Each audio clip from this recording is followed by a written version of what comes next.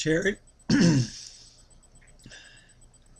from Moroni, chapter 7, verse 45 and 46 and 47. Charity suffereth long, and is kind, and envieth not, and is not puffed up, seeketh not her own, and is not easily provoked, thinketh no evil, and rejoiceth not in iniquity. Now, we need to understand something. It says, charity suffereth long. Now, God suffers because of the sins of his children. It says God's long suffering towards his children many times in the scriptures. But we also know that God has more joy than anyone. So it's an interesting thing to always start out by saying, charity suffereth long. I think it's obviously important, because what it means is that when we have charity, when we have the love of Christ in us, we are willing to suffer what we need to suffer. And it's different for everybody. That includes suffering repentance, suffering stopping any kind of carnal thing we do, or suffering abuse that we can't prevent, or whatever. But I wanted to point out that charity suffereth little too. And it says why you suffer little when you have charity right after it says charity suffereth long. It says charity is kind. When you're kind to others, you're happier. You have more fulfillment in life. Envieth not.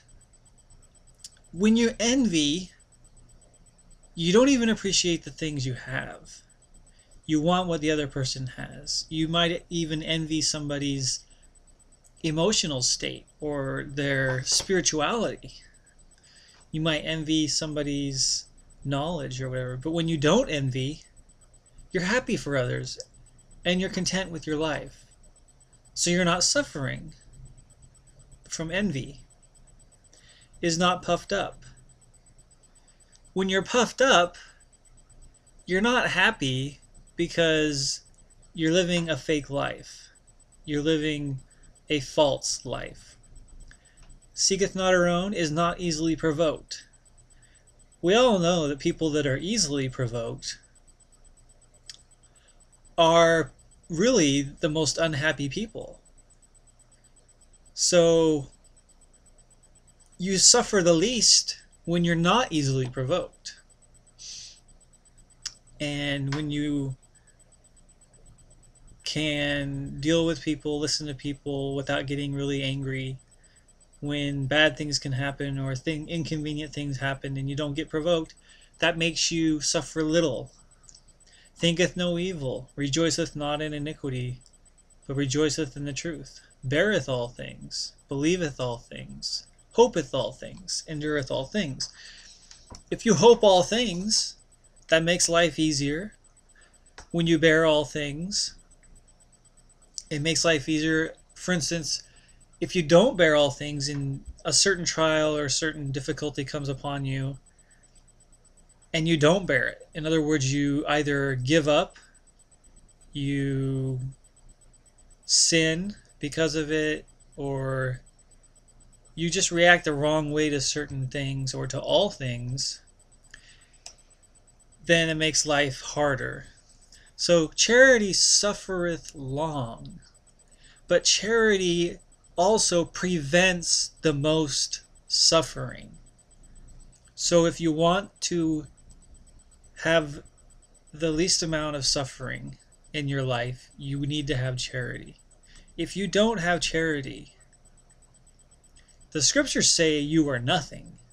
But also, if you don't have charity, you will suffer a lot. So there must be a distinction here between charity suffering long and the opposite of charity suffering long.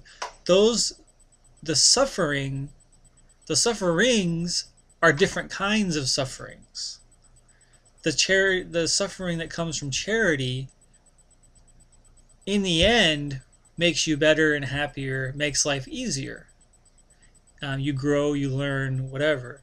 The suffering that comes from not being charitable or being evil doesn't teach you anything, or the person doesn't learn from anything because they don't want to learn. They don't want to be humble and teachable. Now, what is charity? Well, it says in the next verse. Or,